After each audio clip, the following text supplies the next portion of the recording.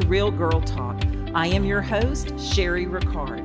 I empower women to stand in their purpose, to succeed despite the odds stacked against them, and to live their life knowing they're enough and worthy. Join me each week for powerful messages and interviews that will inspire you to create the life that you want. Now let's go.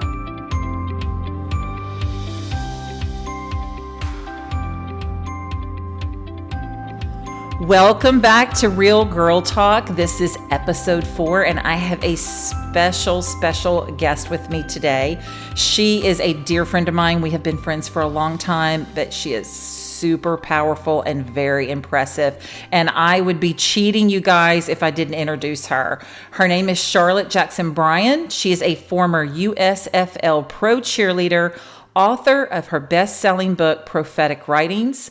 You can find her sharing her intuitive gifts on podcast shows, through her newspaper column called Words from Above, or your local Barnes & Noble's book signing events.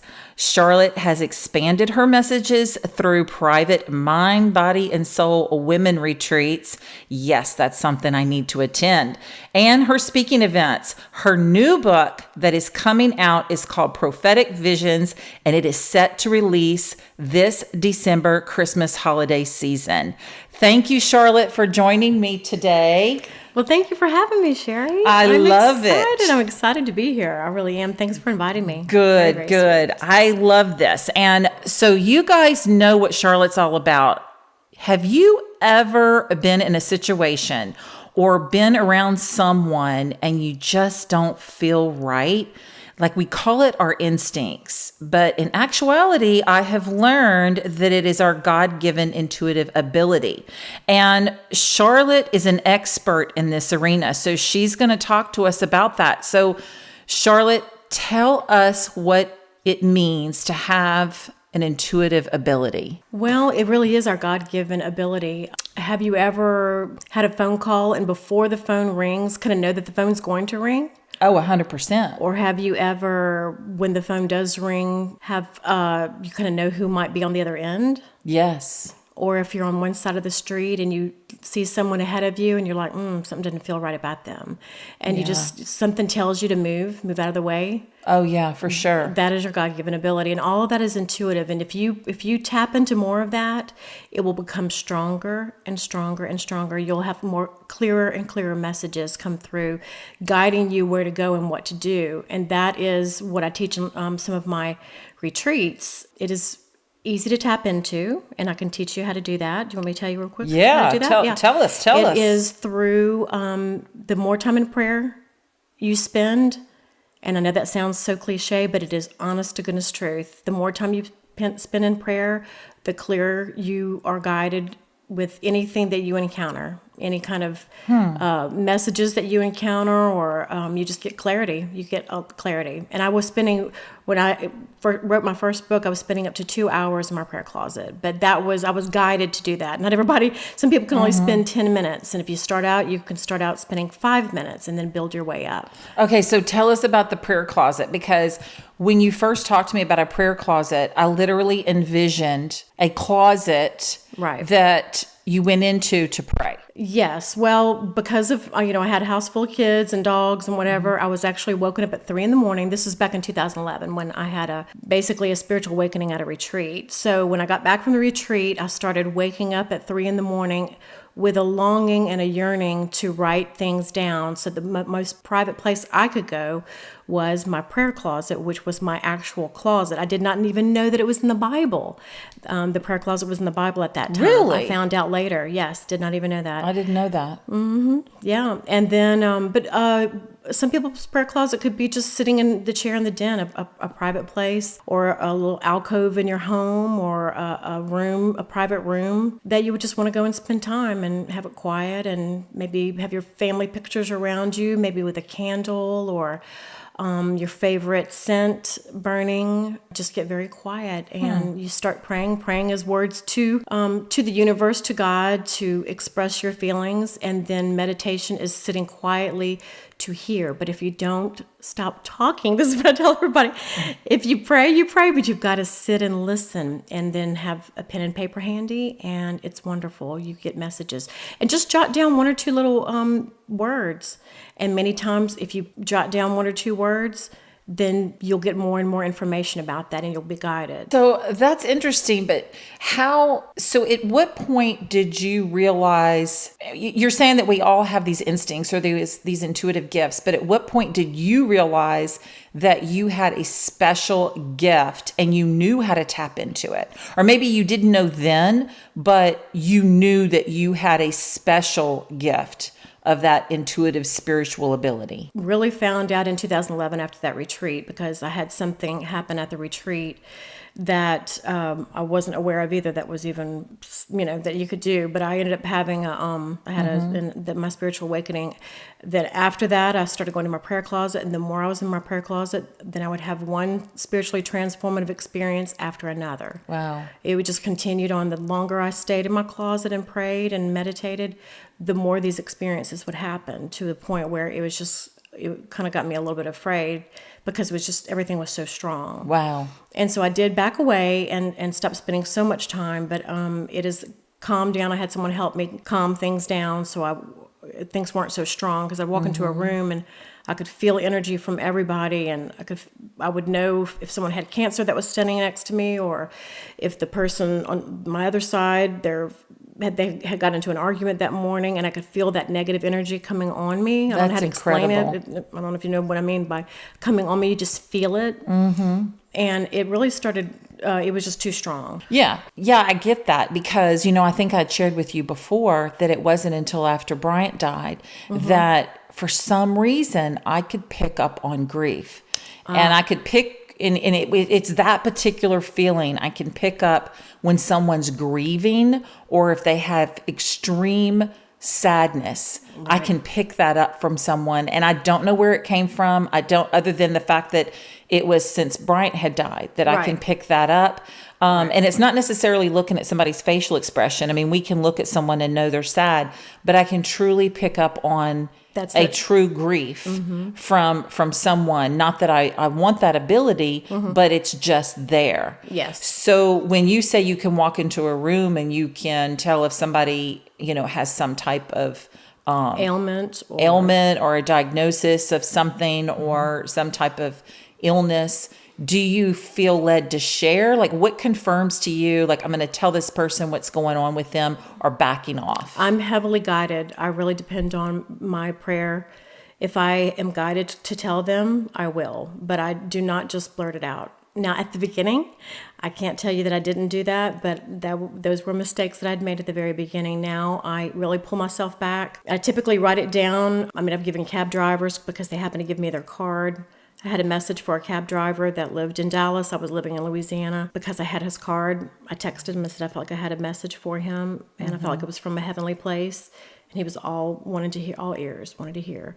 And so I am careful now. I'm a little bit more careful with who I tell and how I tell it, but I do pray before I. Now, your book that's out, which is beautiful, by the way, you guys can catch her book on her website, and she'll tell us how to find her later. It's also on Amazon. But your book, Prophetic Writings, were those the writings that received while you were in your prayer closet? Those are the ones that you wrote down? Yes.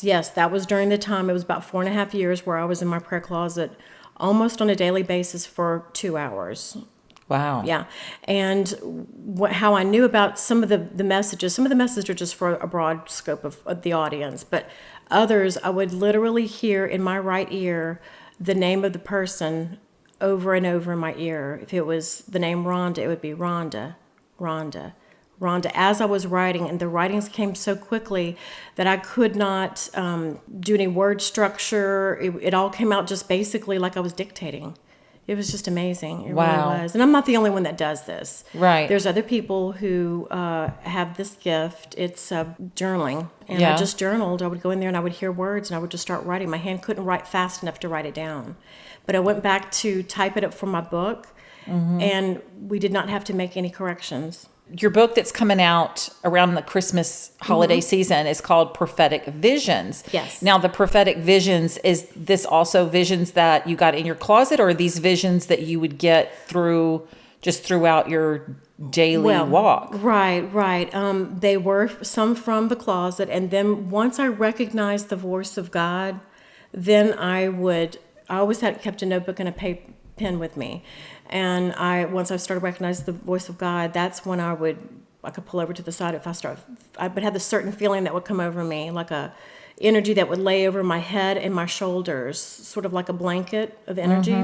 And thank goodness it didn't go all the way to the floor. I probably would have exploded, but that was just enough for me to start really knowing that was the voice of God. And so I would pull over into a parking lot and write down what I was receiving. And as soon as I put pen to paper, that's when the messages will start coming. Wow. Yeah. So basically you're saying that anybody that's listening to this, if they want to tap into their intuitive gift, they have to really pay attention. Yes. Pay attention to what's going on around them. Pay attention to those instincts, as we call them. Right. Or those, I guess we can call them the beware signals or signs that we get in our head. Because some people say, well, it's just a feeling. When in actuality, your feelings are very true, very accurate, and we need to pay more attention to our surroundings. Yes, We know when someone's making us feel uncomfortable. Right, exactly. So if someone's making me feel uncomfortable, and say this is something that's repetitive, a pattern of this one person, how would you or could I tap into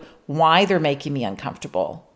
Yes, absolutely you can. How would you suggest that I do that? Or is that something where I would just start journaling my feelings around that particular person? That would be a good start. Yes, absolutely. Okay. That would be a really good start. Journaling your feelings. And sometimes like what happens with me is once I put pen to paper, if I really go in with focused attention on that particular person or maybe that feeling, then a lot of times whatever you're getting, you just kind of have to put your ego and your mind sort of to the side and then just let the words flow. And then once you start writing things down, it just starts coming. And the more you practice, because God really does want to talk to each and every one of us. Right. We're too busy talking right. to listen. We're not listening. So, and the signs something that you could do in the morning, if you want to hear or get signs, just ask for them in the morning. If you spend at least 5 minutes in prayer, just say, give me a sign today, and let it be repetitive. And that way, if it's like numbers on the radio or numbers on a sign, maybe you're passing a billboard and you see 1111, or you look at the clock and it's 1111. Those are all signs for what you prayed for. Oh, that's interesting. And that's how you can start knowing that God is communicating with you. You're right. And always do a prayer of protection. I always do a prayer of protection, which means just ask for a hedge, very easy, hedge of protection from the Bible, from the book of Job. Yeah. You pray for a hedge of protection, and that anything that is not for my best and highest good must go outside of that hedge. Anything that's from a godly place must stay within that hedge. We should be praying prayers of protection over us every day. Yeah, and our children too. And our children and our husbands as well. And your property, anything that you want protected, if you just want an extra dose of protection, that's really what you should be praying for. Yeah, you had taught me that before, and I do that. I fly a lot, so I get on a plane and I envision this white bubble light that is around me and around the entire airplane. That's beautiful. And I literally envision that plane taking off and landing with this bubble light protection, I guess you would call it. You got it. That's it. And I feel comfortable. Not that I have anxiety when I fly. I have anxiety for a lot of other reasons, but not necessarily when I fly. I still do that, and I am completely in peace. At peace. I am. I'm calm. That's wonderful. And you can do that in your daily life, or even stand in the gap for someone else and pray for your son or for your husband, for your daughter.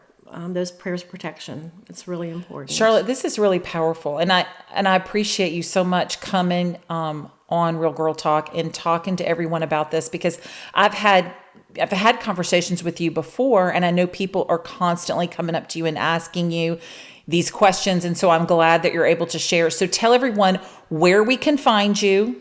Okay, I have a website, and it's www.charlottebryan.com. I'm on Instagram, CharlotteBryan1981, and you can find me on Facebook at Books by Charlotte. Now, it's spelled specifically. My name is not with a C for Charlotte; it's an S, and Bryan is with an I. Great. Yeah. So Sharlotte is how you spell Charlotte, and then Brian is Brian. So her website, her Instagram, her Facebook, go follow her, and your books can be found. Barnes and Noble, Amazon, Books a Million, other distributors have picked it up as well. And then I have some if you're in the Louisiana, Baton Rouge area. I have. Can we actually get those off of your website, and Yes. they can be shipped that way, not necessarily? So I'm really excited about my second book coming out. My second book explains all of the visions that I've had and how they came about. A lot of people say, well, where were you when it happened and how did it come about? Right. So I have that in the second book. And then the after effects, because spiritually transformative experiences, there's after effects, like meaning you have this experience and then what happened afterwards. So I explain all that too. And I can't wait for this book to come out. And I know you tell your whole background story in it, which is really, really powerful. And it's really inspiring to how far that you've come. And I appreciate you so much. Thank you. Well, thank you for having me on. You're so sweet. I All just right, love girl. it. Thank you. All right. Thanks, Take care. guys. Thanks, guys, for tuning in today. And remember, you can go to sherryricard.com, subscribe to the website, and you will get your free ebook, How to Boost Your Confidence in 5 Days. And we'll tune in next time to Real Girl Talk.